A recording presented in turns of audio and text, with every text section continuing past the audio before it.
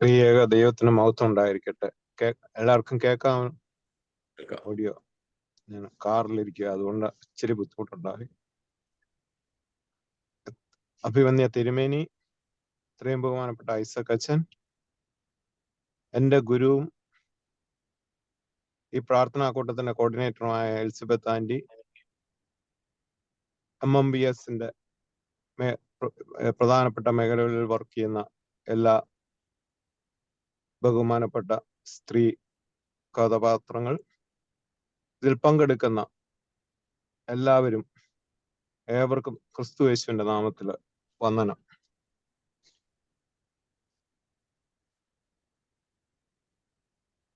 കാരുണ്യവാനായ കർത്താവെ, തന്റെ സ്വന്തം നീതിയാൽ രക്ഷിക്കപ്പെടുന്ന ഒരുവനും ഇല്ലാത്തതുകൊണ്ട് ഞങ്ങൾ ഞങ്ങളുടെ നോമ്പിലോ നമസ്കാരത്തിലോ അല്ല, നിന്റെ കൃപയിൽ മാത്രം ആശ്രയിച്ചിരിക്കുന്നു.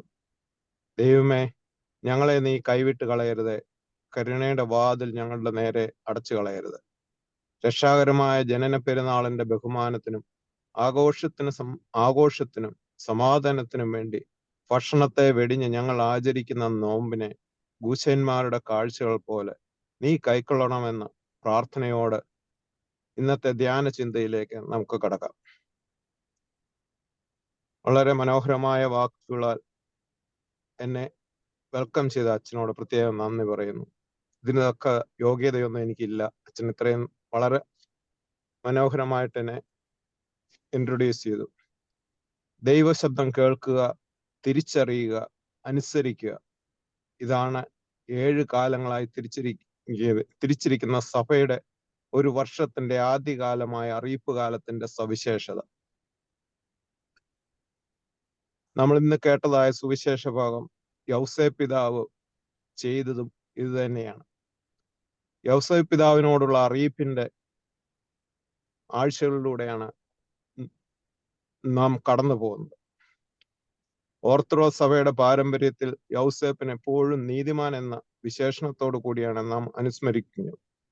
യൗസഫ് കീനോ എന്നാണ് നമ്മൾ എപ്പോഴും കുക്കിലിയോൻ അല്ലെങ്കിൽ ഏതെങ്കിലും കാര്യത്തിൽ നമ്മൾ അദ്ദേഹത്തിനെ ഓർക്കുന്നത്. അതായത് നീതിമാനായ യൗസേപ്പ്. ദൈവപുത്രന്റെ രക്ഷാകരമായ പദ്ധതിയിൽ വിശുദ്ധ കന്യാമറിയാമനോട് അടുത്തുള്ള സ്ഥാനത്തിന് തുല്യമായ സ്ഥാനം വളർത്തപ്പനായ യൗസേപ്പിന് ലഭിക്കേണ്ടതാണെങ്കിലും നമ്മളുടെ സഭ അത് പലപ്പോഴും നൽകുന്നതായി കാണുന്നില്ല. പലപ്പോഴും നാം മറന്നു പോകുന്ന യൗസേപ്പ് പിതാവിന്റെ സ്വപ്നത്തെക്കുറിച്ചുള്ള ചിന്തയാണ് ഇന്ന് ഞാൻ ഈ പ്രാർത്ഥനാ സംഗമത്തിൽ ചിന്തിക്കാമെന്ന് ദൈവത്തിൽ പ്രത്യാശ വെച്ച് എടുത്തിരിക്കുന്നതായ വചനം. Saint Matthew chapter 1:20-21. അവളുടെ ഭർത്താവായ യൗസേപ്പ് നീതിമാനാവുകൊണ്ട് അവൾക്ക് ലോക അപവാദം വരുത്തുവാൻ അവന് മനസ്സില്ലായക കൊണ്ടും അവളെ ഉപേക്ഷിക്കാൻ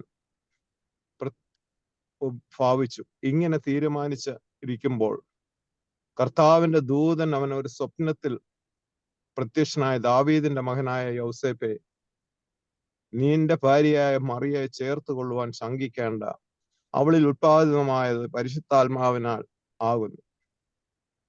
But after he had considered this, an angel of the Lord appeared to him in a dream and said, Joseph, son of David, do not be afraid to take Mary home as your wife, because what is conceived in her is from the Holy Spirit. Saint Matthew chapter 1:20 is a powerful verse that provides insight to the divine intervention and the guidance of Joseph's life during a moment of confusion and doubt. Joseph was facing a crisis of faith and trust.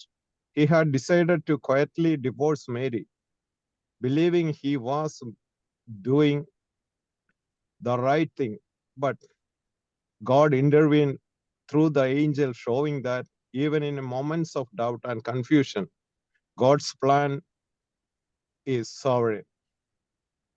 യൗസേപ്പ് വെളിപാടുകളുടെ പിതാവാകുന്നെന്ന് നമ്മളെ പുതിയ നിയമം ഓർമ്മിപ്പിക്കുന്നു. മത്തായിയുടെ സുവിശേഷം 1-ാം അധ്യായത്തിലും 2-ാം അധ്യായത്തിലുമായി 4 വെളിപാടുകൾ നാം കാണുന്നു. Saint Matthew chapter 1:20 നാം ഇപ്പൊ കേട്ടതായ വാക്യം. 2 സെയിന്റ് മാത്യു ചാപ്റ്റർ 2 വേഴ്സസ് 13. വിദ്വാൻമാർ പോയതിനു ശേഷം കർത്താവിന്റെ ദൂതൻ യൗസേപ്പിനെ സ്വപ്നത്തിൽ പ്രത്യക്ഷനായി, നീ എഴുന്നേറ്റ് ശിശുവിനെ അമ്മയും കൂട്ടി മിസ്രൈമിലേക്ക് ഓടിപ്പോവുക, ഞാൻ നിന്നോട് പറയും വരെ അവിടെ പാർക്കുക. മൂന്നാമത് നാം കാണുന്നു 2:19 ഹെരോദാവ് കഴിഞ്ഞു പോയ ശേഷം കർത്താവിന്റെ ദൂതൻ മിസ്രൈമിൽ വെച്ച് യൗസേപ്പിന് പ്രത്യക്ഷനായി, ശിശുവിനെ അമ്മയും കൂട്ടി ഇസ്രായേൽ ദേശത്തേക്ക് പോവുക. നാലാമത് നാം കാണുന്നു, യഹൂദിയാൽ അർക്കലയോസിൻ തന്റെ അപ്പനായ ഹെരോദാവിന് പകരം വാഴുന്നു എന്ന് കേട്ടതുകൊണ്ട് അവിടെ പോകുവാൻ ഭയപ്പെട്ടു. പക്ഷേ സ്വപ്നത്തിൽ വീണ്ടും അരുളപ്പാടുണ്ടായി, ഗലീലാ ദേശത്തേക്ക് പോവുക, അതായത് നസ്രേത്ത് പട്ടണത്തിലേക്ക് പോവുക എന്ന്. ദർശനമുള്ളവൻ ദൈവീക വെളിപ്പെടുത്തലുകളെ സംശയിക്കാതെ അംഗീകരിക്കുകയും ലഭിച്ച അരുളപ്പാടുകൾ അനുസരിച്ച് പ്രവർത്തിക്കുകയും ചെയ്തു. മഹാപുരോഹിതനായ സക്രിയായ്ക്ക് അദ്ദേഹം പ്രാർത്ഥിച്ചതിന് ഉത്തരമായി ദൈവത്തിന്റെ സ്ഥാനാപതി നേരിട്ട് പ്രത്യക്ഷനായി അരുളപ്പാട് നൽകിയിട്ടും അതിനെ അവിടെ അവിശ്വസിക്കുന്നു. ദൈവത്തിന്റെ ഇടപെടൽ ആത്മാവിന്റെ നിരയിൽ നിന്ന് ഹൃദയത്തിലേക്കാണ് ഉണ്ടാകുന്നത്. ദൈവം തന്റെ ഹിതം വ്യക്തികൾക്ക് വെളിപ്പെടുത്തുന്നത് വെളിപാട് മുഖാന്തരമാകാമെങ്കിലും തിരുഹിതം ഒരുവനിൽ രൂപാന്തരപ്പെടുമ്പോൾ അത് അവന്റെ സത്യമായ ഒരു അനുഭവത്തിന്റെ പ്രവൃത്തിപഥത്തിലേക്ക് നയിക്കപ്പെടും. ഈ പ്രത്യേക വിഷയത്തിൽ ദൈവം യൗസേപ്പിന് കാര്യങ്ങളുടെ സത്യാവസ്ഥ ഏതു വിധമാണെന്ന് വ്യക്തമാക്കുകയും അയാൾ എടുക്കേണ്ട തീരുമാനത്തെക്കുറിച്ച് ഒരു വെളിപാടിലൂടെ അറിയിക്കുന്നതുമാണ് ഈ ഒരു സ്വപ്ന ദർശനം. അരുളപ്പാട് 4 പ്രാവശ്യം യൗസേപ്പിന്, അതുപോലെ മത്തായിയുടെ സുവിശേഷത്തിൽ നിന്ന് വേറെ 2 ദർശനങ്ങളെ നാം കാണുന്നുണ്ട്, സ്വപ്ന ദർശനങ്ങളൊക്കെ നാം കാണുന്നുണ്ട്. 2:12 വിദ്വാൻമാർക്ക് ഹെരോദാവിന്റെ അടുക്കൽ മടങ്ങിപ്പോകരുത് എന്ന സ്വപ്നത്തിൽ അരുളപ്പാടുണ്ടായിട്ട് അവർ വേറെ വഴിയായി സ്വദേശത്തേക്ക് മടങ്ങിപ്പോയി. അവർ അതിനെ അനുസരിക്കുകയും അതനുസരിച്ച് പ്രവർത്തിക്കുകയും ചെയ്യുന്നു. മത്തായിയുടെ സുവിശേഷം തന്നെ 27:19 നാം കാണുന്നുണ്ട്, പീലാത്തോസിന്റെ ഭാര്യയായ ക്ലൗഡിയ പ്രൊക്ലായ്ക്ക് സ്വപ്ന ദർശനം ഉണ്ടാവുകയും നിന്നതായി നാം കാണുന്നു. അവിടെ ആ ദർശനത്തെ അവൾ കാര്യമായി എടുത്തു എങ്കിലും അവളുടെ ഭർത്താവ് പീലാത്തോസ് അതിനെ തള്ളിക്കളയുന്നു. പക്ഷെ ആ ദർശനം അവളുടെ ജീവിതത്തെ തന്നെ മാറ്റിമറിക്കുന്നു. അവൾ തന്റെ ജീവിതം യേശുക്രിസ്തുവിന്റെ സുവിശേഷത്തിനായി മാറ്റി വയ്ക്കുകയും സെയിന്റ് പ്രൊക്ല എന്ന പേരിൽ വിശുദ്ധിയായി തീരുകയും ചെയ്യുന്നു. The angel called Joseph to an extraordinary act of faith to take Mary as his wife and accept the child as his own. Joseph's obedience demonstrates the importance of submitting to God's will, even when it challenges societal norms or personal comfort. Gabriel മാലാഖ അമ്മയെ ഭരമേൽപ്പിക്കുന്ന, ദൈവപുത്രന്റെ അമ്മയെ പിതാവായ യൗസേപ്പിനെ ഭരമേൽപ്പിക്കുന്നത് കരുതുവാനും സംരക്ഷിക്കാനുമുള്ള മഹത്തരമായ ഒരു ശുശ്രൂഷയ്ക്കായിട്ടാണ്. ഇതുപോലുള്ള ഒരു ഭരമേൽപ്പിക്കൽ കുരിശിന്റെ ചുവട്ടിൽ നിന്നും നാം കാണുന്നുണ്ട്. യേശു താൻ അധികം സ്നേഹിക്കുന്ന ശിഷ്യനെ തന്റെ അമ്മയെ പരിരക്ഷിക്കാനും കരുതനുമായി ഏൽപ്പിച്ചു കൊടുക്കുന്നു. Saint John chapter 19:26-27. ദൈവപുത്രന്റെ ഈ ലോകത്തിലേക്കുള്ള പൈതൃകം യൗസേപ്പ് വളർത്തുപിതാവായി സ്വീകരിച്ചുകൊണ്ട് അമ്മയെയും ദൈവപുത്രനെയും ശുശ്രൂഷിക്കാനുള്ള മഹത്തരമായ ദൈവരക്ഷാകരമായ പദ്ധതിയുടെ പങ്കാളിത്തത്തിലേക്ക് പിതാവായ യൗസേപ്പിനെ വിളിച്ച് വേർതിരിക്കുന്നു. അതിന് കാരണം മറ്റൊന്നുമല്ല, ദാവീദിന്റെ വംശജൻ, അതാണ് പിതാവിന്റെ പൈതൃകത്തിന്റെ സ്ഥാനമാണ് നമ്മൾ അവിടെ കാണുന്നത്. അബ്രഹാമിന്റെ വംശാവലിയിൽ നിന്നും വന്ന ദാവീദിൽ കൂടി യൗസേപ്പിലേക്ക് എത്തി വന്നതായ ഒരു ജീനിയോളജിയാണ് ഈ വരുന്ന ഞായറാഴ്ച നാം എവങ്കേലിയനോട് നാം കേൾക്കാൻ പോകുന്നത്. നമുക്ക് വളരെ ബോറടിക്കുന്നതായി തോന്നുമെങ്കിൽ നമ്മളത് ശ്രദ്ധിച്ചു കഴിഞ്ഞാൽ ജീനിയോളജി വളരെ അർത്ഥവത്തായ ഒരു കാര്യമാണെന്ന് നമുക്കത് മനസ്സിലാകും. ആ വായന നമ്മൾ പ്രത്യേകമായിട്ട് അത് ശ്രദ്ധിക്കണമേ എന്ന് ഞാൻ നിങ്ങളോട് എല്ലാവരോടും ഓർമ്മിപ്പിക്കുന്നു. ദാവീദിന്റെ പുത്രനായി വരുവാനുള്ള രക്ഷാകര വാഗ്ദാനം സ്വഭവനത്തിൽ യൗസേപ്പ് പിതാവ് ഏറ്റെടുക്കുന്നു. ദാവീദിന്റെ പുത്രനായ യൗസേപ്പ് എന്നാണ് മാലാഖ അഭിസംബോധന ചെയ്യുന്നത്. ഇതൊരു ഓർമ്മപ്പെടുത്തലാണ്. അവകാശി വരുവോളം യഹൂദയുടെ കാലുകൾക്കിടയിൽ നിന്ന് ചെങ്കോൽ നീങ്ങിപ്പോവുകയില്ല എന്ന് ഉൽപ്പത്തി ജനസിസ് ചാപ്റ്റർ 49:10 ഇതെന്ന് കാണിക്കുന്നു. ഇത് യഹൂദയുടെ സന്തതിയായ ദാവീദ് രാജാവിന്റെ പരമ്പരയിൽ നിറവേറിയതായി ഇത് കാണുന്നു. വെളിപാട്, അതായത് റെവലേഷൻ 5:5 ഇതിന് എടുത്തു കാണിക്കുന്നു. യഹൂദ ഗോത്രത്തിലെ സിംഹവും ദാവീദിന്റെ വേരുമായവൻ എന്ന ദൈവപുത്രനെ കുറിച്ചുള്ള ദർശനം, യോഹന്നാന്റെ ദർശനം അവിടെ കാണുന്നു. ദാവീദ് വംശത്തിൽ ജാതനാകുന്ന മശിയായെ കുറിച്ചുള്ള പ്രവചന പൂർത്തീകരണമായിട്ടാണ് ഇത് എടുക്കുന്നത്. അത് നമ്മൾ ആ വേദവാക്യത്തിൽ 22-ാം വാക്യത്തിൽ നാം അത് കാണുന്നുണ്ട്.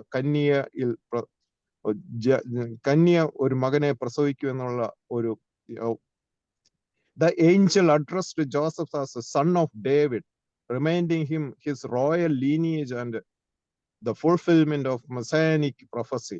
This wasn't just a personal message. It was a part of God's eternal plan for salvation. Isaiah chapter 9:7 says this, of the greatness of his government and peace, there will be no end. He will reign on David's throne and over his kingdom. യൗസേപ്പിന് ലഭിച്ച ദർശനത്തില് കന്യാമറിയാമിനെ കുറിച്ചുള്ള 5 കാര്യങ്ങളാണ് മാലാഖ എടുത്ത് കാണിക്കുന്നത് സ്വപ്നത്തിലൂടെ. ആ വെളിപ്പെടുത്തി യൗസേപ്പിന്റെ ചഞ്ചലമായ മനസ്സിനെ ഉറപ്പിക്കുകയാണ് മാലാഖ അവിടെ ചെയ്യുന്നത്. തന്റെ ഭാര്യയായ മറിയയെ ചേർത്തുകൊള്ളുക എന്നുള്ള വചനത്തിലൂടെ ദൈവഹിതത്താലാണ് മറിയയുടെ ഭർത്താവായി തന്നെ തിരഞ്ഞെടുത്തിരിക്കുന്നത്. ഈ തിരഞ്ഞെടുപ്പിനെ കുറിച്ച് ഗോസ്പൽ ഓഫ് ജെയിംസ്, അതായത് ജെയിംസിന്റെ സുവിശേഷം അല്ലെങ്കിൽ പ്രോട്ടോ ഏവെങ്കിലും പരാമർശിക്കുന്നുണ്ട്. മറിയാമിന് 12 വയസ്സായപ്പോൾ പുരോഹിതന്മാരുടെ കൗൺസിൽ കൂടി ഇവളെ ഇനി എന്ത് ചെയ്യണമെന്ന് ചിന്തിക്കുന്നു. മഹാപുരോഹിതനായ സക്രിയായോട് മറ്റുള്ള പുരോഹിതന്മാർ ആവശ്യപ്പെട്ടതനുസരിച്ച് സക്രിയ ദൈവത്തിന്റെ ആലയത്തിലേക്ക് വന്ന് വിശുദ്ധ സ്ഥലത്ത് നിന്ന് പ്രാർത്ഥിക്കുമ്പോൾ മാലാഖയുടെ വചനത്താൽ ജുഡയായിലുള്ള വിഡോവേഴ്സിന്, അതായത് ഭാര്യ മരിച്ച എല്ലാ പുരുഷന്മാരെയും ദേവാലയത്തിലേക്ക് വിളിച്ചു വരുത്തി അവരുടെ വടി ദേവാലയത്തിൽ സമർപ്പിക്കാൻ ഉത്തരവായി. അതിൻ പ്രകാരം മറ്റുള്ളവരോടൊപ്പം യൗസേപ്പും ദേവാലയത്തിൽ എത്തുകയും അവന്റെ വടിയും ദേവാലയത്തിൽ സമർപ്പിക്കുന്നു. പ്രാർത്ഥനയ്ക്ക് ശേഷം പുരോഹിതൻ അവരവരുടെ വടികൾ തിരിച്ച് അവർക്ക് സമർപ്പിക്കുകയും അവിടെ യാതൊരുവിധമായ അത്ഭുതങ്ങൾ കാണുന്നില്ല. അവസാനമായി എടുത്ത വടി യൗസേപ്പിൻ്റെതായി അതിൽ നിന്ന് ഒരു പ്രാവ് ഉത്ഭവിക്കുകയും അത് യൗസേപ്പിന്റെ തലയിൽ പറന്നിരിക്കുകയും ചെയ്യുന്നതായി പ്രോട്ടോവെങ്കിലൻ കാണിക്കുന്നു. അതിൽ നിന്നും കന്യകയ്ക്ക് ഭർത്താവായി ദൈവത്താൽ തിരഞ്ഞെടുക്കപ്പെട്ടവൻ നീയാണ് എന്ന് സക്രിയ പുരോഹിതൻ കൽപ്പിക്കുകയും ചെയ്യുന്നു. എന്നാൽ യൗസേപ്പ് അതിനെ എതിർക്കുകയും I am an old man and have children, but she is young, and I fear lest I should appear ridiculous in Israel. നമ്മുടെ ജനമധ്യത്തിൽ ഉണ്ടാവുന്ന സംസാരത്തെക്കുറിച്ചുള്ള പേടി അവനെ അതിൽ നിന്ന് പിന്മാറാനായിട്ട് എന്നാൽ പുരോഹിതന്മാർ പഴയ നിയമചരിത്രത്തിലെ കോരഹപുത്രന്മാർക്കുണ്ടായ കാര്യങ്ങളെ എടുത്തു നിരത്തി ദൈവഹിതത്തിനെതിരായി പ്രവർത്തിച്ചിട്ടുണ്ടായവർക്കുണ്ടായ ദുരനുഭവങ്ങളെ കുറിച്ച് പറയുകയും യൗസേപ്പിന്റെ തിരഞ്ഞെടുപ്പ് ദൈവഹിതമാണെന്നുള്ള തീരുമാനത്തിൽ കന്യകയെ തന്റെ ഭവനത്തിലേക്ക് കൊണ്ടുപോവുകയും ചെയ്യുന്നതായി കാണുന്നു. യഹൂദ സമൂഹ പാരമ്പര്യത്തിൽ വിവാഹ നിശ്ചയം കഴിഞ്ഞാൽ അവരെ ഭാര്യയും ഭർത്താവുമായി സമൂഹം അംഗീകരിക്കുന്നു. ജനസിസ് ചാപ്റ്റർ 29-21 യാക്കോബ് റാഹേലുമായുള്ള വിവാഹ നിശ്ചയവും അതിനുശേഷം അവരെ ഭാര്യ ഭർത്താക്കന്മാരായി കണക്കാക്കുന്നതായി നാം കാണുന്നു. യഹൂദന്മാരുടെ ഇടയിൽ ഈ പദം ഒരു പ്രത്യേക അർത്ഥത്തിൽ ഉപയോഗിക്കുന്നു.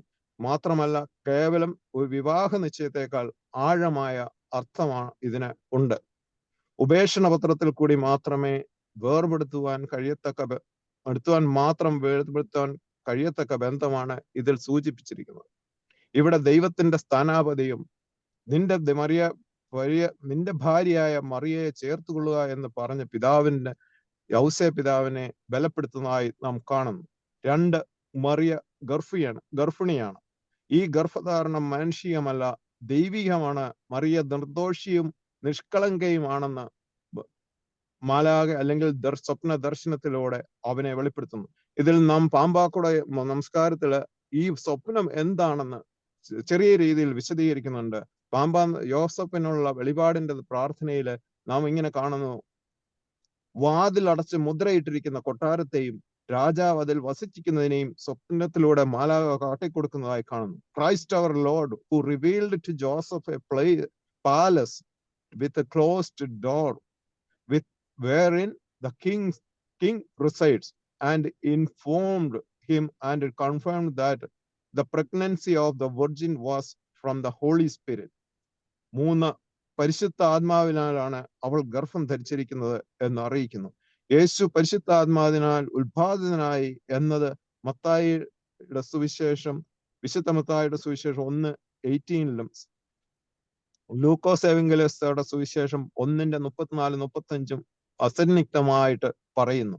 ഐസായ 7:14 says that കന്യാ ഗർഭിണിയായ ഒരു മകനെ പ്രസവിക്കും. അതായത് BC 700 നൂറ്റാണ്ടുകൾക്ക് മുമ്പ് പ്രവാചകൻ പ്രവചിച്ചിരിക്കുന്നു. ഇതിൽ ശങ്കിക്കേണ്ട മശിയായെ കുറിച്ചുള്ള പ്രവചന പൂർത്തീകരണമാണ്, അതായത് തലമുറകളുടെ കാത്തിരിപ്പാണ് ഇവിടെ പൂർത്തീകരിക്കപ്പെടുന്നതെന്ന് മാലാഖ ഓർമ്മിപ്പിക്കുന്നു. അവൾക്ക് ലോക അപവാദം വരുത്തരുത്. യൗസേപ്പ് നീതിമാനായതുകൊണ്ട് മറിയാമിന് ലോക അപവാദം വരുത്തുവാൻ അവന് മനസ്സില്ലാത്തത് കൊണ്ട് അവളെ ഗൂഢമായി ഉപേക്ഷിക്കുവാൻ ചിന്തിച്ചു. അവന്റെ മനസ്സിന്റെ സംശയത്തെ നിവാരണം ചെയ്ത് അവന്റെ മനസ്സിനെ ഉറപ്പിക്കുന്നു. സംശയത്തോടും വ്യതയോടും കൂടി ഉറങ്ങാൻ പോയവൻ വ്യക്തതയോടും നല്ല തീരുമാനങ്ങളുമായി ഉണർന്നെഴുന്നേൽക്കുന്നു. Saint Matthew chapter 1:19. നാം നമ്മുടെ പല പ്രയാസഘട്ടങ്ങളിൽ കൂടെ കടന്നു പോകുമ്പോൾ പ്രാർത്ഥനയോടെ കിടന്നുറങ്ങി എഴുന്നേൽക്കുമ്പോൾ ദൈവം പുതിയ തീരുമാനങ്ങളും നമ്മെ വിളിച്ചെഴുന്നേൽപ്പിക്കുന്നതായി നമ്മളുടെ ജീവിതത്തിലും പലപ്പോഴും അനുഭവത്തിൽ വന്നു കാണുമെന്ന് നമുക്ക് ഉറപ്പായിട്ടും അത് പറയാവുന്ന ഒരു കാര്യമാണ്. 5, അവളെ ചേർത്ത് കൊള്ളണം. അതായത് അവളുടെ സംരക്ഷകനും ശുശ്രൂഷകനുമായി യൗസേപ്പിനെ ബലപ്പെടുത്തിയെടുക്കുന്നു. ഈ സംരക്ഷണത്തിനായി യൗസേപ്പ് പിതാവും മറിയാമും എത്രമാത്രം യഹൂദ പ്രമാണികളിൽ നിന്നും ബുദ്ധിമുട്ടുകൾ അനുഭവിച്ചു എന്നത് പ്രോട്ടോ എവങ്കേലിയനിൽ, അതായത് ഗോസ്പൽ ഓഫ് ജെയിംസിൽ നമ്മെ പഠിപ്പിക്കുന്നുണ്ട്. High priest Annas and group made them to go through trial and drinking the water of the lord which is for trial, and so your iniquity shall be laid open before you. ഇതിന് ഉത്ഭവമായ വാക്യം നാം കാണുന്നത് numbers, അതായത് സംഖ്യാപുസ്തകം chapter 5 11 മുതൽ 31 വരെയുള്ള വാക്യങ്ങളിൽ നാം കാണുന്നു. പതിവ്രത സംശയം തെളിയിക്കുന്നതിനുള്ള ന്യായപ്രമാണത്തിലുള്ള ഒരു മാർഗം അവിടെ യൗസേപ്പിലും മറിയാമിലും പുരോഹിതന്മാർ പരീക്ഷിക്കുന്നു. ഇത് സ്ത്രീയെ അനാവശ്യമായ കുറ്റപ്പെടുത്തലിൽ നിന്നും സംരക്ഷിക്കുക എന്നതുപോലെ തന്നെ ആവശ്യമുള്ള സന്ദർഭങ്ങളിൽ പാപത്തെ കണ്ടുപിടിക്കുന്നതിനുള്ള ഒരു മാർഗവുമായിട്ടാണ് നമ്പേഴ്സിൽ നാം അത് കാണുന്നത്. അത് മോശയിക ന്യായപ്രമാണത്തിൽ ഉള്ള ഒരു കാര്യം. The priest took the water and made Joseph drink and sent him to mountainous place, and he returned perfectly well, and all the people wondered that his guilt was not discovered. So the priest said, since the Lord has not made your sins evident, neither do I condemn you. They proved their innocence. അതായത് ദൈവത്തിന്റെ ഒരു കയ്പ് വെള്ളം കുടിച്ച് അതിന് ശേഷം യൗസേപ്പിനെ വിൽഡർനെസ്സിലേക്ക് പറഞ്ഞയക്കുകയും വിൽഡർനെസ്സിൽ പോയി തിരിച്ചു സാധാരണഗതിയിൽ പാപം ചെയ്തിട്ടുണ്ടെങ്കിൽ അത് അവന്റെ വയറ്റിൽ പ്രശ്നം ഉണ്ടാക്കുകയും അവൻ തിരിച്ചു മടങ്ങി വരികയും ചെയ്യാറില്ല എന്നുള്ള ഒരു വിശ്വാസമാണ് അവിടെ ഉണ്ടായിരുന്നത്. അതിൽ നിന്നും ആ പരീക്ഷണത്തിൽ യൗസേപ്പും മാതാവും വിജയിക്കുന്നതും അവരെ വെറുതെ വിടുന്നതുമായിട്ട് നാം യഹൂദ പ്രമാണികൾ അവരെ വെറുതെ വിടുന്നതുമായി നാം പ്രോട്ടോ എവങ്കേലിയനിൽ കാണുന്നുണ്ട്. ഉണ്ടായ ദർശനത്തിൽ കന്യാമറിയാമിനെ കുറിച്ച് മാത്രമല്ലായിരുന്നു ദൈവത്തിന്റെ വെളിപ്പെടുത്താൻ ഉണ്ടായിരുന്നത്. കാര്യം മനുഷ്യന്റെ ഇച്ഛ പൊതുവായി തൃപ്തിപ്പെടുന്നത് ലൗകികമായ വെളിച്ചത്തിൽ അവന് തൃപ്തി നൽകുന്ന കാര്യങ്ങൾ മുഖാന്തരമാണ്. ആത്മീയമായ വെളിച്ചത്തിൽ തൃപ്തി നൽകുന്ന രക്ഷാകരമായ ദൗത്യം നിർവഹിക്കുന്നതിന് ജനിക്കുവാൻ പോകുന്ന ശിശുവിന് കഴിയുമെന്നതുകൊണ്ട് അവന്റെ വ്യക്തിത്വം, ദൗത്യം, പേര് എന്നിവ കൂടി യൗസേപ്പിനെ വെളിപ്പെടുത്തുന്നു. അതും 5 കാര്യങ്ങളായി നമുക്ക് തരംതിരിക്കാം.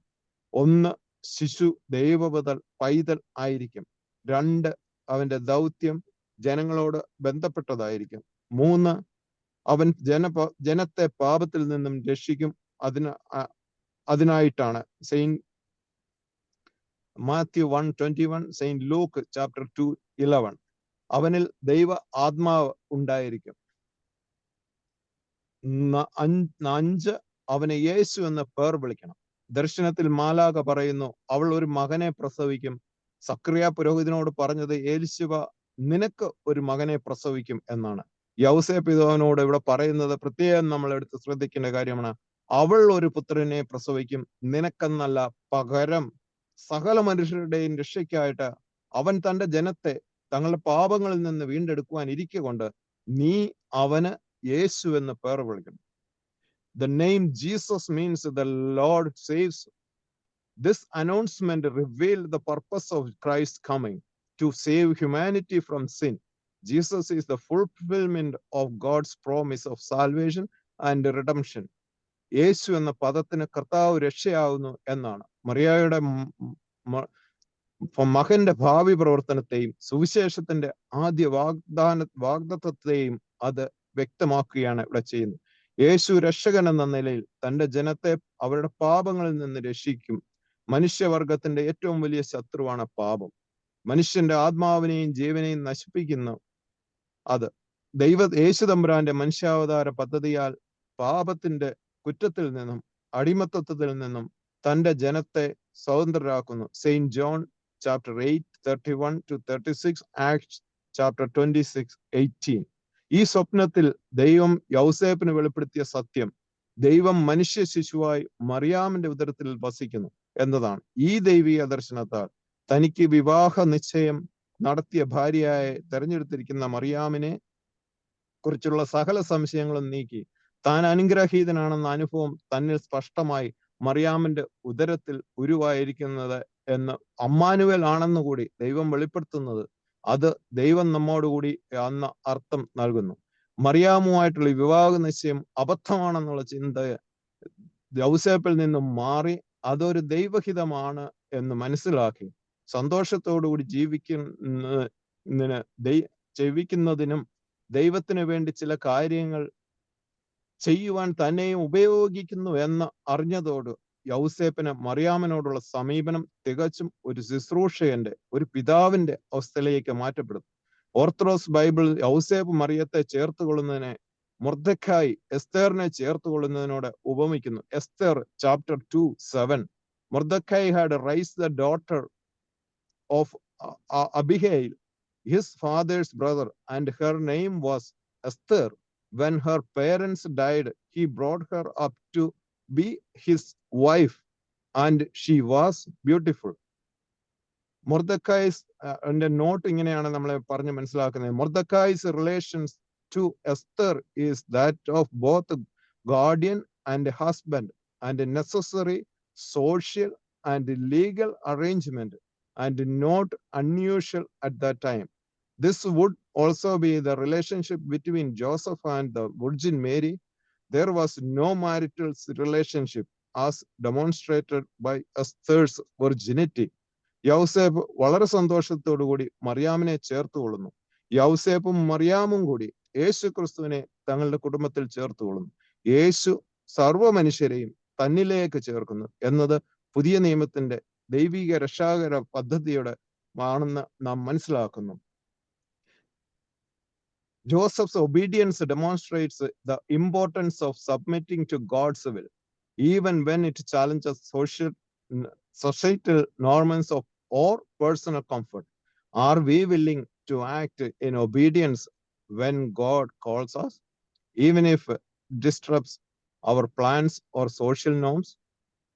Joseph and Mary were ordinary people, chosen for an extraordinary purpose. This reminds us that God doesn't always call the qualified, but he qualifies the called. ദൈവം എല്ലായ്പ്പോഴും സമർത്ഥരെ വിളിക്കുന്നില്ല, വിളിച്ചവരെ സമർത്ഥരാക്കുകയാണ് ചെയ്യുന്നത്. അത് നമ്മുടെ പഴയ നിയമങ്ങളിലും പുതിയ നിയമത്തിലൂടെയും നാം കാണുന്നതാണ്. ഇന്നത്തെ സുവിശേഷം നമ്മെ ഓർമ്മിപ്പിക്കുന്നത് യൗസേപ്പ് പിതാവും കന്യാമറിയാമും ദൈവശബ്ദം കേൾക്കുന്നു, അത് തിരിച്ചറിയുന്നു, അത് അനുസരിക്കുകയും ചെയ്യുന്നു. After the dream, when Joseph awoke, he adored the one who dwelt in the Virgin. Oh Lord, make us worthy to adore you by awakening us from sinful sloth. യൗസേപ്പ് ഉറക്കത്തിൽ നിന്ന് എഴുന്നേറ്റപ്പോൾ കന്യകയിൽ വസിച്ചവനെ വന്ദിച്ചതുപോലെ ഞങ്ങളും പാപ ഉറക്കത്തിൽ നിന്ന് ഉണർന്ന് നിന്നെ വന്ദിപ്പാൻ യോഗ്യരാക്കി തീർക്കണമേ. ഞാൻ ഇന്ന് പറഞ്ഞതായ കാര്യങ്ങളുടെ ഒരു ചുരുക്കം പറഞ്ഞുകൊണ്ട് എൻ്റെ വാക്കുകളെ നിർത്താം. ദർശനമുള്ളവൻ ദൈവിക വെളിപ്പെടുത്തലുകളെ സംശയിക്കാതെ അംഗീകരിക്കുകയും ലഭിച്ച അരുളപ്പാടുകൾ അനുസരിച്ച് പ്രവർത്തിക്കുകയും ചെയ്തു. 2. ദാവീദ് വംശത്തിൽ ജാതനാകുന്ന മശിയായെക്കുറിച്ചുള്ള പ്രവചന പൂർത്തീകരണം. 3. യൗസേപ്പ് പിതാവ് അമ്മയുടെയും ദൈവപുത്രന്റെയും വളർത്തുപിതാവും സംരക്ഷകനുമായി ദൈവം തിരഞ്ഞെടുക്കുന്നു. അത് അവൻ ഭംഗിയായി ചെയ്യുകയും ചെയ്യുന്നു. സംശയത്തോടെ ഉറങ്ങാൻ പോകുന്നു, വ്യക്തതയോടെ ഉണർന്നെഴുന്നേൽക്കുന്നു. 5. തനിക്കായി തെരഞ്ഞെടുത്തിരിക്കുന്ന കന്യയെക്കുറിച്ചുള്ള സംശയ നിവാരണവും അവളിൽ ഉത്ഭൂതമായിരിക്കുന്ന മകനെ വരുവാനിരിക്കുന്ന രക്ഷകനാണെന്നുള്ള പ്രവചന പൂർത്തീകരണവും മനസ്സിലാക്കി കൊടുക്കുന്നു. യൗസേപ്പ് പിതാവ് തന്റെ വാർദ്ധക്യത്തിലും തന്നെ വിളിച്ച വിളിക്ക് യോഗ്യമാവുന്ന പ്രകാരം ദൈവഹിതം അനുസരിച്ച് പ്രവർത്തിക്കുന്നു. ആ പിതാവ് നമുക്കെല്ലാം ഒരു മാതൃകയാകട്ടെ എന്നും പിതാവിന്റെ പരിശുദ്ധ കന്യാമറിയാമ്മയുടെയും മധ്യസ്ഥത നമുക്ക് ഏവർക്കും കോട്ടയാകട്ടെ എന്ന പ്രാർത്ഥനയോടെ എല്ലാവർക്കും സന്തോഷത്തിന്റെയും സമാധാനത്തിന്റെയുമായ നമ്മുടെ കർത്താവായ യേശു ക്രിസ്തുവിന്റെ ജനന പെരുന്നാളിന്റെയും പുതുവർഷത്തിന്റെയും അനുഗ്രഹാശംസകൾ നേർന്നുകൊണ്ട് ഇങ്ങനെ ഒരു അവസരം തന്ന അഭിമന്യ തിരുമേനിക്കും അച്ഛനും എന്നെ ഇതിനായി എല്ലാവരും എന്നെ ശ്രദ്ധിച്ച ഏവർക്കും നന്ദിയും സ്നേഹവും അറിയിച്ചുകൊണ്ട് എന്റെ വാക്കുകൾ ചുരുക്കുന്നു. പ്രാർത്ഥനയും ഞങ്ങളെ ഓർക്കണമേ. ദൈവതിരുനാമം മഹത്വപ്പെടട്ടെ. അഭിമന്യ തിരുമേനി, വന്യ വൈദിക ശ്രേഷ്ഠരെ, പ്രിയപ്പെട്ട ശമാശൻ, കർത്താവിൽ അനുഗ്രഹീതരെ, ജോസഫ് എന്ന അനുഗ്രഹിക്കപ്പെട്ട വേദപുസ്തക കഥാപാത്രത്തെ അല്ലെങ്കിൽ വേദപുസ്തകത്തിലെ വളരെ പ്രധാനപ്പെട്ട ഒരു വ്യക്തിത്വത്തെ കഴിഞ്ഞ ഞായറാഴ്ച തിരുവചന വേദഭാഗത്തിന്റെ പൊരുൾ പഠിക്കുന്ന സമയത്ത് നമ്മൾ പഠിച്ചു. എങ്കിലും വീണ്ടും ആഴത്തിൽ വളരെ ശ്രേഷ്ഠമായ ഒരു ചിന്തയെ നമ്മുടെ ഹൃദയത്തിലേക്ക് എഴുതി ചേർക്കുവാൻ തക്കവണ്ണം ഈ ക്രിസ്മസ് കാലഘട്ടത്തിൽ പ്രത്യേകിച്ച് എല്ലാ കുടുംബനാഥന്മാർക്കും അവരുടെ ജീവിതത്തിൽ അനിവാര്യമായ ചില അടിസ്ഥാന തത്വങ്ങളെ പരിചയപ്പെടുത്തുവാൻ ശമാശൻ ശ്രമിച്ചു. അത് വളരെ ഭംഗിയായി വിജയിക്കുകയും ചെയ്തു. വർദ്ധിപ്പിക്കുന്നവൻ ഓർ ഇൻക്രീസർ എന്നാണ് ജോസഫ് എന്ന വാക്കിന്റെ അർത്ഥം. ആധ്യാത്മികതയും നന്മകളെയും നീതിബോധത്തെയും ഈ ലോകത്തിൽ വർദ്ധിപ്പിക്കുവാൻ ശ്രേഷ്ഠമായ ചിന്തകൾ ദൈവദർശനത്തിലൂടെ ലഭിച്ച വ്യക്തിയാണ് ജോസഫ്. എപ്പോഴും വേദപുസ്തകം ജോസഫിനെ പരിചയപ്പെടുത്തുന്നത് ദ റൈച്ചസ് മാൻ, നീതിബോധമുള്ളവൻ. ഇത് വ്യക്തമാക്കാനാണ് കാത്തലിക് ചർച്ച് ജോസഫിന്റെ ചിത്രം വരയ്ക്കുമ്പോഴെല്ലാം 2 കാര്യം ജോസഫിനോടൊപ്പം കൂട്ടിച്ചേർക്കും. ഒന്ന്, ഒരു സ്ക്വയർ സ്കെയിൽ അദ്ദേഹത്തിന്റെ കയ്യിൽ കാണും. ലില്ലി പുഷ്പങ്ങൾ അദ്ദേഹത്തിന്റെ ചിത്രത്തോട് ചേർത്ത് വെക്കും. നീതിബോധത്തിൽ, സത്യത്തിൽ, അല്ലെങ്കിൽ കൃത്യമായ അളവിൽ, ഓപ്റ്റിമം ലെവലിൽ ദൈവദർശനത്തെ കണ്ടവൻ എന്നർത്ഥമാണ് അതിന് ആ സഭ കൊടുത്തത്. വിശുദ്ധിയും നൈർമല്യതയും ജീവിതത്തിൽ ഉണ്ടാകണം എന്ന് പഠിപ്പിക്കുവാനാണ് ലില്ലി പുഷ്പങ്ങൾ ഈ ചിത്രത്തോട് ചേർത്ത് വെക്കുന്നത്. ഈ ചിത്രം അതുപോലെ നമ്മളെടുത്ത് നമ്മുടെ ജീവിത ഭാഗമാക്കണമെന്ന അർത്ഥത്തിലല്ല, ആ ചിത്രത്തിന്റെ ഒരു മൂല്യം പരിചയപ്പെടുത്തുവാൻ ഞാൻ ശ്രമിച്ചു എന്നുള്ളതേ ഉള്ളൂ. ഈ പറഞ്ഞ ഏറെ ചിന്തകൾ ശമാച്ചൻ ഇങ്ങനെ പെട്ടെന്ന് ക്രോഡീകരിച്ച് നമ്മളെ പഠിപ്പിച്ചു. ഒപ്പം ഭൗതിക നിയമങ്ങളെയും ആധ്യാത്മിക നിയമങ്ങളെയും ഒരുപോലെ പാലിക്കുവാൻ ഇഷ്ടപ്പെട്ട ഒരു വ്യക്തിത്വം കൂടി ജോസഫിന്റെ ജീവിതത്തിലുണ്ട്. ജീവിതത്തിൽ എന്തൊക്കെ പാലിക്കണമെന്ന് ഈ കാലഘട്ടം പഠിപ്പിക്കുവാണെങ്കിൽ, പ്രത്യേകിച്ച് ശമാച്ചനെടുക്കൊരു വാക്ക് പറഞ്ഞു, ദൈവം തെരഞ്ഞെടുക്കുന്നത് സമർത്ഥരെയല്ല, ലളിത ജീവിതം നയിക്കുന്നവരെ, ദാരിദ്ര്യരെ, അല്ലെങ്കിൽ കഴിവുകൾ ഇല്ല എന്ന് സമൂഹം വിലയിരുത്തുന്നവരെയൊക്കെ കർത്താവ് തെരഞ്ഞെടുക്കും. തെരഞ്ഞെടുക്കപ്പെട്ട് കഴിഞ്ഞാൽ അവരെ വർദ്ധിപ്പിക്കും, അല്ലെങ്കിൽ അവരെങ്കിൽ കഴിവുള്ളവരാക്കും. ഇന്ന് നമ്മൾ ചെയ്യുന്നത് ഏകദേശം ഒരു വിപരീത രൂപത്തിലാണെന്ന് ഞാൻ പറയുമ്പോൾ എന്നോട് ദേഷ്യം ഉണ്ടാകുന്നുണ്ട്. നമ്മുടെ കുഞ്ഞുങ്ങളെയെല്ലാം നമ്മൾ ബുദ്ധിയുള്ളവരാക്കാനാണ് ചെറുപ്പം മുതലേ ശ്രമിക്കുന്നത്. സമർത്ഥരാകണം, അറിയപ്പെടുന്നവരാകണം. അതിന്റെ ഭാഗമായിട്ടാണ് ഈ സെൽഫിയും റീലുകളും. നമുക്ക് സ്വയം സമർത്ഥരാകണം, അറിയപ്പെടുന്നവരാകണം, സ്വയം വർദ്ധിതരാകണം. പക്ഷേ ക്രിസ്തുവിനെ കൂട്ടിച്ചേർക്കുമ്പോൾ വേണം നമുക്ക് വർധന ഉണ്ടാകുവാൻ. ഈ ചിന്ത നമ്മൾ മറന്നു പോകരുത്. അതുകൊണ്ട് ആധ്യാത്മികതയിൽ വർധന ആഗ്രഹിക്കുന്നവന് ഭൗതികതയിൽ നിശ്ചയമായും വർധന ഉണ്ടാകും. ഒരു ഉദാഹരണം പറയാം. ഞങ്ങളുടെ ദേവാലയത്തിൽ നിന്ന് ഡിസംബർ 1 മുതൽ 21 വരെയുള്ള ദിവസങ്ങളിൽ മിക്കവാറും എല്ലാ ദിവസവും കരോളിന് പോകുന്നുണ്ട്.